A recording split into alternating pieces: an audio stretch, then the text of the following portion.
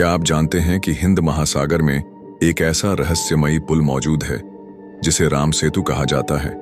यह पुल भारत और श्रीलंका के बीच फैला हुआ है और हजारों सालों से एक रहस्य बना हुआ है। लेकिन सवाल यह है, क्या यह सच में भगवान श्री राम द्वारा बनवाया गया था? क्या यह सिर्फ एक पौराणिक कथा है या इसके पीछे कोई वैज्ञानिक प्रमाण भी मौजूद है? कुछ इसे ईश्वर का चमत्कार मानते हैं तो कुछ इसे केवल एक प्राकृतिक संरचना कहते हैं। लेकिन क्या इस पुल का संबंध रामायण से है? क्या वाकई श्री राम की वानर सेना ने इसे बनाया था? और अगर हां, तो आज भी यह पानी के नीचे क्यों टिका हुआ है? आज हम इस वीडियो में राम सेतु के रहस्यों को गहराई से जानेंगे। इसके पौराणिक संदर्भ, ऐतिहासिक प्रमाण, वैज्ञानिक तथ्यों और सरकार की रिपोर्ट्स पर चर्चा करेंगे। तो जुड़े रहिए हमारे साथ, क्योंकि आज हम एक ऐसे रहस्य से पर्दा उठाने जा रहे हैं जो हजारों सालों से अनसुलझा है। भाग 1, रामायण में राम सेतु का उल्लेख। रामायण के अनुसार जब रावण माता सीता को लंका ले गया तो भगवान श्री राम ने उन्हें वापस लाने के लिए समुद्र पार करने का निर्णय लिया। लेकिन सवाल था, आखिर समुद्र को पार कैसे किया जाए? तभी श्री राम ने समुद्र देवता से मार्ग देने की प्रार्थना की, लेकिन समुद्र ने रास्ता नहीं दिया। तब श्री राम ने अपने धनुष से समुद्र को सुखाने की धमकी दी। डर के मारे समुद्र देवता ने प्रकट होकर कहा कि उनकी सेना नल और नील के नेतृत्व में एक पुल बना सकती है। इसके बाद वानर सेना ने तैरते हुए पत्थरों से एक भव्य पुल बनाया, जिससे भगवान राम और उनकी सेना लंका तक पहुंच सके। यह पुल 100 योजन लंबा और 10 योजन चौड़ा बताया गया है। लेकिन क्या यह सिर्फ एक धार्मिक कथा है या इसके पीछे कुछ वैज्ञानिक तथ्य भी छिपे हैं? भाग 2, राम सेतु का भौगोलिक और वैज्ञानिक विश्लेषण। अगर हम विज्ञान की नजर से देखें तो यह सच है कि भारत और श्रीलंका के बीच एडम्स ब्रिज नामक एक प्राकृतिक संरचना मौजूद है। वैज्ञानिकों के अनुसार यह पुल करीब 30 किलोमीटर लंबा है और उथले पानी में स्थित है।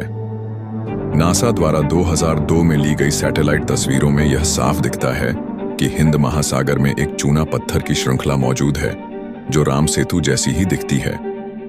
लेकिन क्या यह एक प्राकृतिक संरचना है या इसे किसी ने वास्तव में बनाया था? Geological studies. वैज्ञानिकों का मानना है कि यह संरचना करीब 7,000-10,000 साल पुरानी हो सकती है। Floating stones. कुछ स्थानों पर ऐसे पत्थर पाए गए हैं जो पानी में तैरते हैं, जिसे पुमाइस स्टोन कहा जाता है।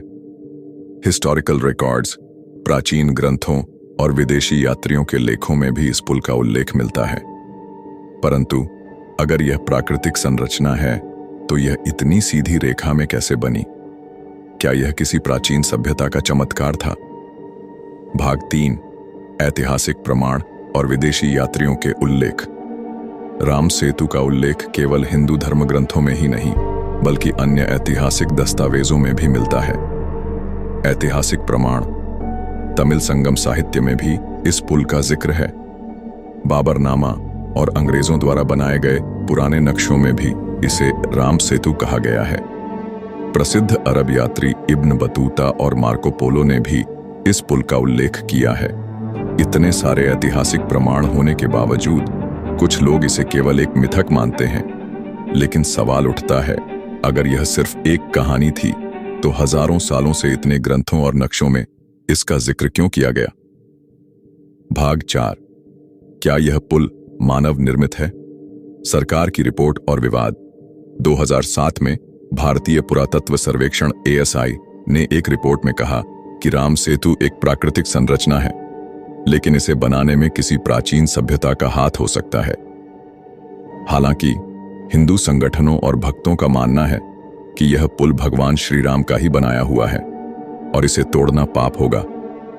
विवादित मुद्दे। सेतु समुद्रम परियोजना के तहत इस पुल को काटकर जहाजों के लिए रास्ता बनाने की योजना बनाई गई थी। सुप्रीम कोर्ट में इस मुद्दे पर सुनवाई हुई और धार्मिक भावनाओं को ध्यान में रखते हुए इस पर रोक लगा दी गई। भाग 5, निष्कर्ष। क्या राम सेतु भगवान राम द्वारा बनाया गया था? राम सेतु का रहस्य विज्ञान और आस्था के बीच फंसा हुआ है। कुछ इसे प्राकृतिक मानते हैं तो कुछ इसे भगवान श्री राम का चमत्कार।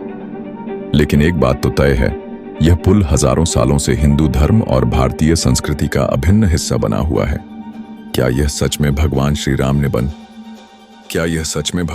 राम ने बनवाया था? यह सवाल शायद हमेशा रहस्य बना रहेगा, लेकिन एक बात तो निश्चित है, यह पुल सिर्फ पत्थरों से नहीं बल्कि आस्था और विश्वास से बना है। अगर आपको यह वीडियो पसंद आया तो इसे लाइक करें, शेयर करें और कमेंट में जय श्री राम लिखें। हमारे चैनल को सब्सक्राइब करें और बेल आइकन दबाएं ताकि आप हमारी हर नई वीडियो सबसे पहले देख सकें।